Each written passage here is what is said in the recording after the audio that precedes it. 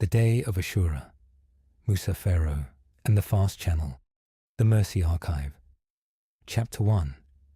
Bismillah ar-Rahman ar-Rahim. In the name of Allah, the most gracious, the most merciful, and peace and blessings be upon his messenger, Prophet Muhammad. Peace be upon him. There is a single day in the Islamic calendar so significant that a prophet fasted upon it in gratitude thousands of years ago, and Prophet Muhammad, peace be upon him, revived that same fast for his own community. A day that carries within it one of the greatest stories of deliverance ever told. The story of an oppressed people, a tyrant who thought himself a god, and a sea that split in two by the command of Allah. This day is called Ashura, the 10th day of the sacred month of Muharram. The word Ashura comes from the Arabic word for 10, Ashra, because it falls on the 10th day of the month. A note of honesty and respect before we begin.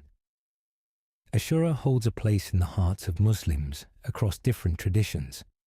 For many, it is remembered above all as the day Allah saved Prophet Musa, peace be upon him, and the children of Israel from Pharaoh, and as a day of fasting.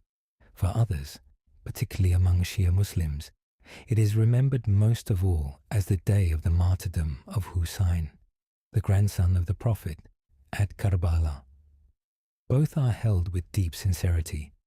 In this telling, we will focus on the story of Musa and the origin of the fast of Ashura, while honoring that this day carries sorrow and meaning for all who observe it. Chapter 2. To understand this day, we travel back long before the time of Prophet Muhammad, peace be upon him, back to the ancient land of Egypt, and to one of the most powerful and arrogant rulers who ever lived. A ruler the Quran calls Pharaoh. Pharaoh ruled Egypt with absolute power, and his arrogance grew so vast that he did not merely claim to be a king, he claimed to be a god. He demanded that his people worship him, and under his rule, the people were enslaved and crushed. The children of Israel, the descendants of the prophet Yaqub, peace be upon him, who is also known as Israel. They were an oppressed people, forced into labor, their dignity stripped away. And Pharaoh's cruelty reached a horrifying peak.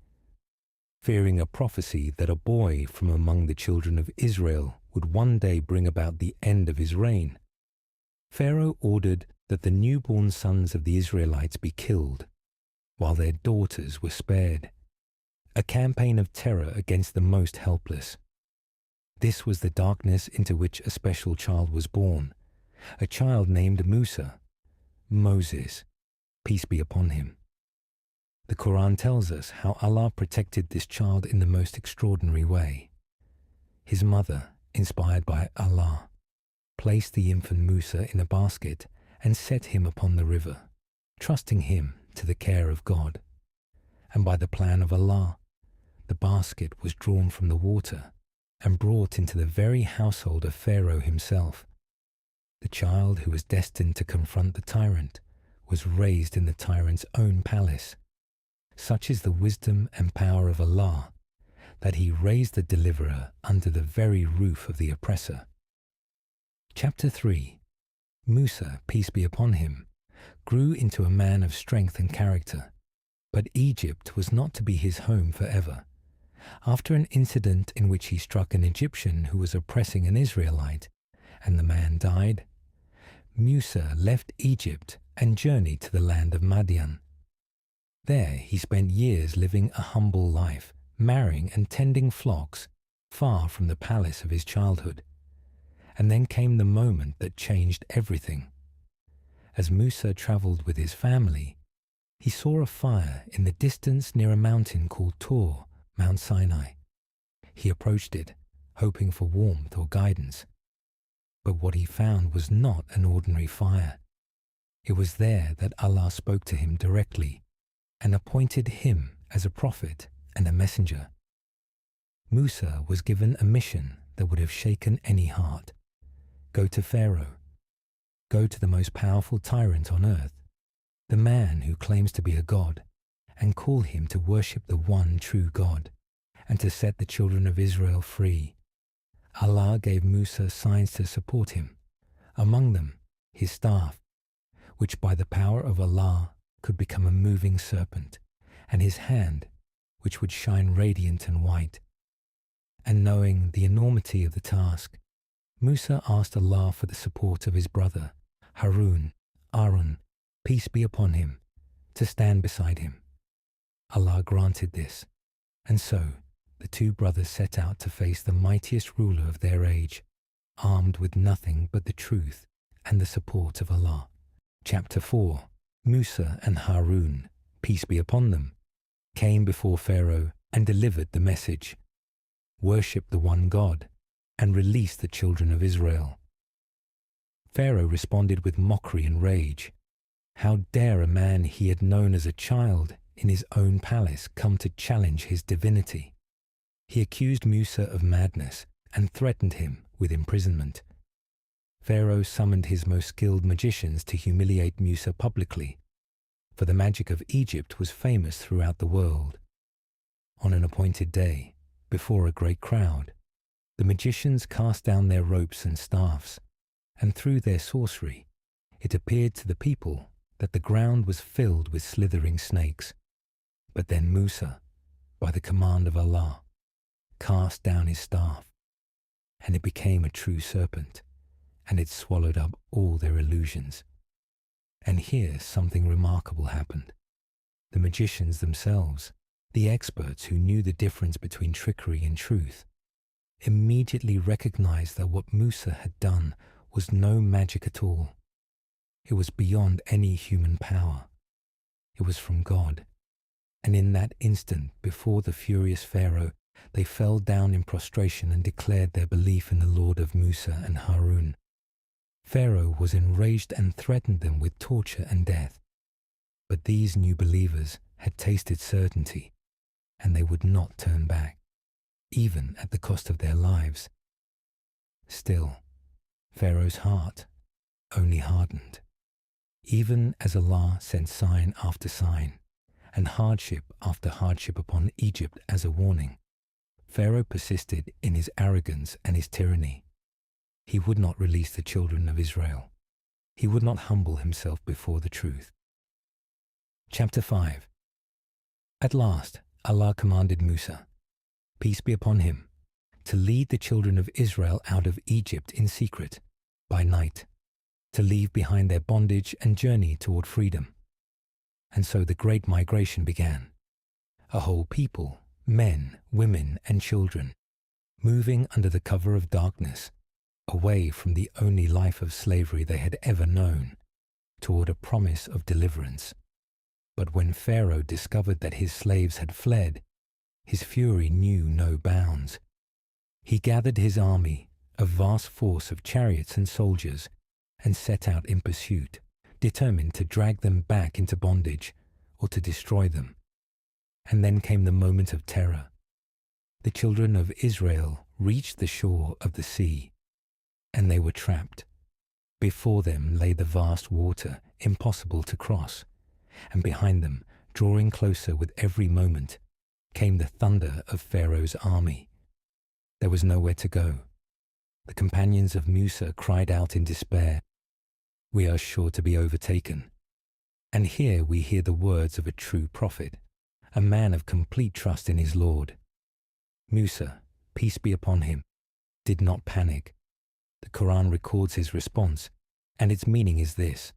He said, "No, indeed my Lord is with me. He will guide me."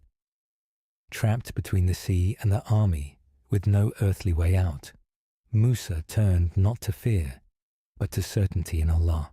Chapter 6. Then Allah gave the command. In Surah Ashura, the 26th chapter of the Quran, verse 63, Allah tells us what happened. The meaning of the verse is this. We inspired Musa, saying, "Strike the sea with your staff." And the sea parted, and each part was like a huge, towering mountain. Imagine that scene. Musa strikes the water with his staff, and the sea, at the command of its creator, splits in two.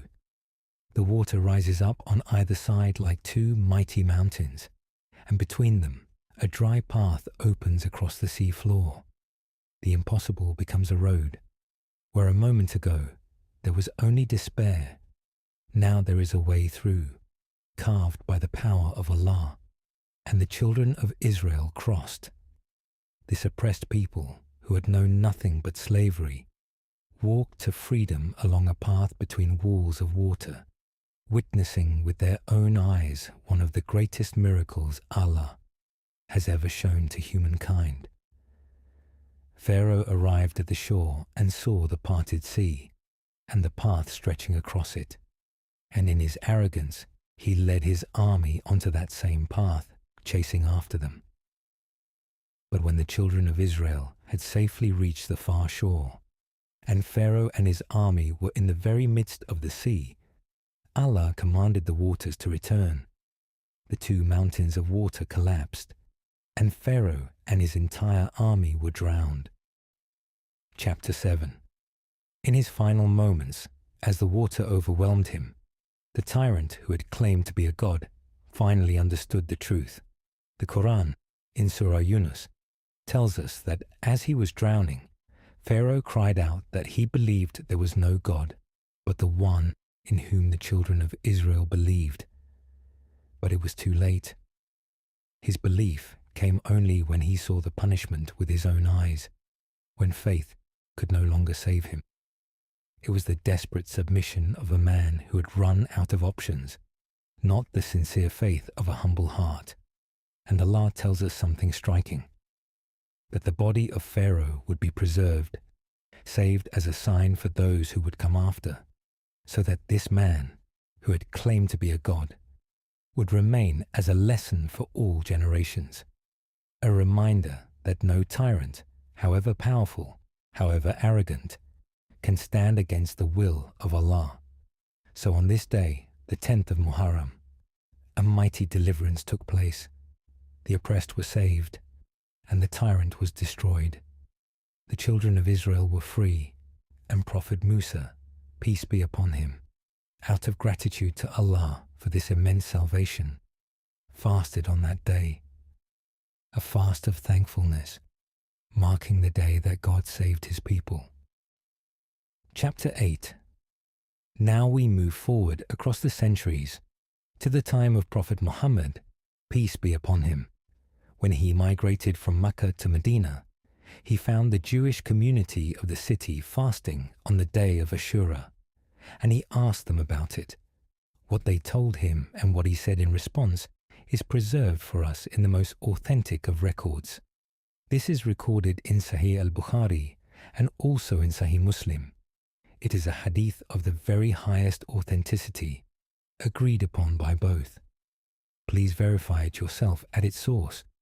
The narration tells us this: when Prophet Muhammad, peace be upon him, came to Medina, he found the Jews fasting on the day of Ashura.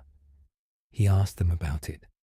They replied that this was a great day, the day on which Allah saved Musa and the children of Israel from their enemy and drowned Pharaoh and his people, and that Musa fasted on this day in gratitude to Allah. So Prophet Muhammad, peace be upon him, said, "We have more right to Musa than you." And he fasted on that day and commanded the Muslims to fast as well. Reflect on the beauty of that statement. We have more right to Musa than you. Prophet Muhammad, peace be upon him, was teaching a profound truth, that all the prophets, Musa and Ibrahim and Isa and every messenger, came with the same essential message and belonged to the same family of faith.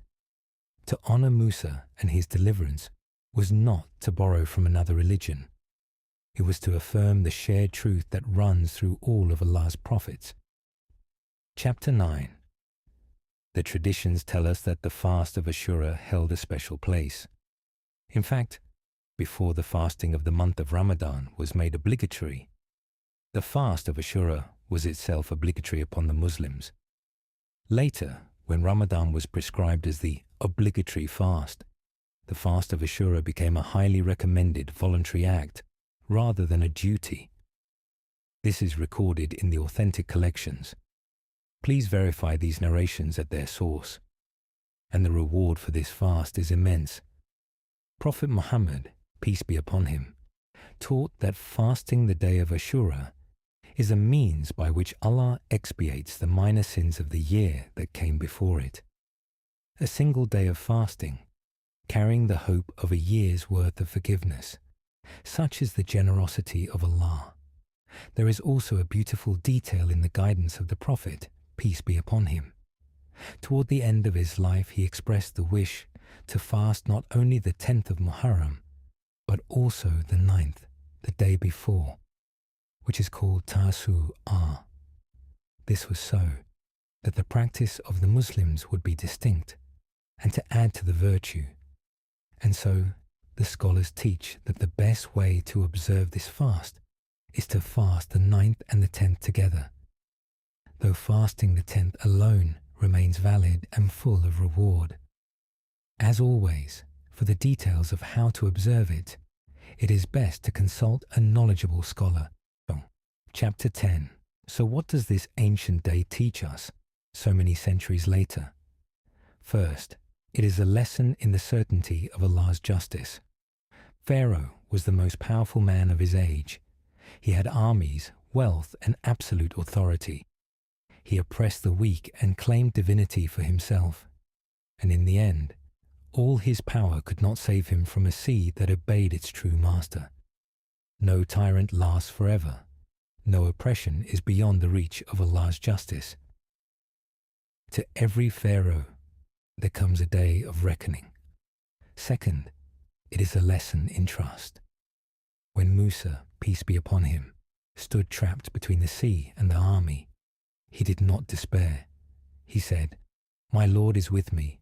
He will guide me." And Allah opened a path where there seemed to be none. However impossible your situation may seem, however trapped you may feel between the sea before you and the enemy behind you, the one who parted the sea for Musa can open a way out for you. True deliverance comes not from analyzing the obstacle, but from turning to the one who has power over all things. And third, it is a lesson in gratitude. Musa fasted on this day to thank Allah for salvation, and Prophet Muhammad, peace be upon him, revived that fast, connecting his own community to that ancient act of thankfulness. Ashura is, at its heart, a day of gratitude, a day to remember that our deliverance in every form comes from Allah alone. So when the 10th of Muharram comes and the believers fast, they are joining a chain of gratitude that stretches back through Prophet Muhammad, peace be upon him, all the way to Prophet Musa, and to the day the sea split, and an oppressed people walked to freedom. May Allah free us from every bondage, guide us through every trapped moment, and make us among the grateful. If this story moved you, remember the fast of Ashura and its reward, and hold on to its lessons of justice, trust, and gratitude. Subscribe to the Mercy Archive and join us as we bring the great stories of Islam to life.